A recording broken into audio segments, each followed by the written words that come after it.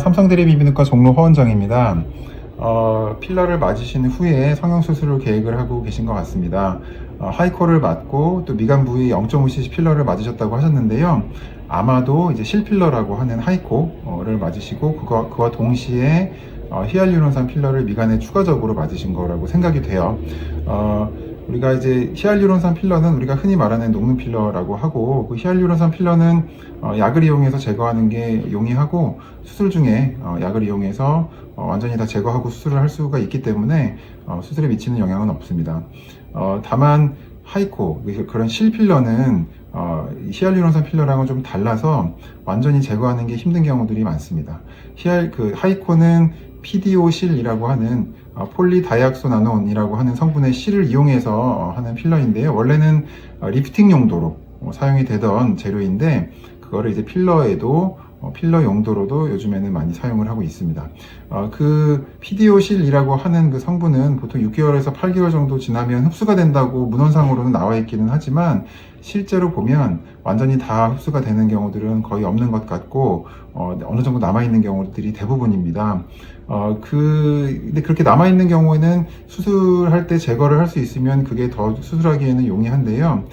실필러가 어느 부위에 위치해 있는지, 얼마나 깊이 위치해 있는지, 그리고 얼마나 많이 남아있고 얼마나 많이 들어있는지에 따라서 제거가 용이한 경우도 있고 제거가 힘든 경우들도 있습니다. 원칙적으로는 이 실필러는 피하층, 피부층이 아닌 피부 아래층에 투여를 하는 게 원칙이고요. 피부 아래층에 위치를 하게 되면 지방층에 이제 주로 많이 위치를 하게 되기 때문에 그래도 제거를 어느 정도 할 수가 있습니다.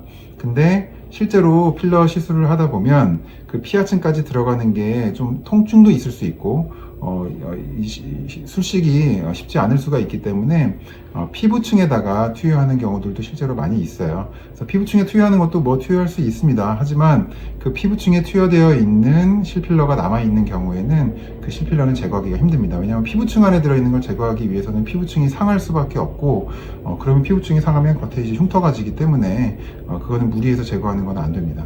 따라서 실필러가 어느 부위에 얼마나 남아있는지, 어느 층에 들어가 있는지, 얼마나 남아있는지에 따라서 제거할 수 있는지 여부가 좀 달라질 수가 있겠고요. 또 위치에 따라서는 코끝 부위에 있는 실필러는 제거하는 게 상대적으로 어렵지가 않습니다. 다만 이 콧대나 이 미간 쪽 안쪽 깊이 들어가 있는 실필러는 상대적으로 제거하기가 힘든 경우들이 많이 있습니다. 이제 그런 거에 따라서 달라질 수가 있고요.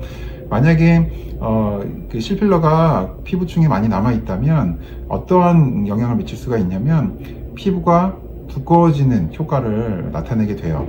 우리가 콧대를 좀 얄쌍하고 이런 식으로 만들려고 하는 데 있어서 만약에 피부가 두꺼운 사람은 상대적으로 얄쌍하게 만들어지는 데 있어서 좀 손해를 볼 수밖에 없어요. 좀 두툼해 보일 수 있고 부피감이 있어 보이는 그런 특징을 가질 수밖에 없거든요. 피부가 두꺼운 사람의 경우에는. 그렇게 실필러가 피부층에 남아 있으면 피부가 두꺼워지는 효과 때문에 얄쌍해지는 것이 조금 손해보는 부분이 생길 수가 있거든요. 근데 실필러를 과도하게 너무 많이 들어가 있거나 여러 번 넣거나 이런 게 아닌 이상은 그러한 영향이 이렇게 결정적으로 아주 크게 있거나 그러지는 않습니다. 보통은 그거는 상태가 어떠냐에 따라 달라지는 부분이기 때문에 실제로 확인하고 해야지 어느 정도 우리가 알 수가 있을 텐데요.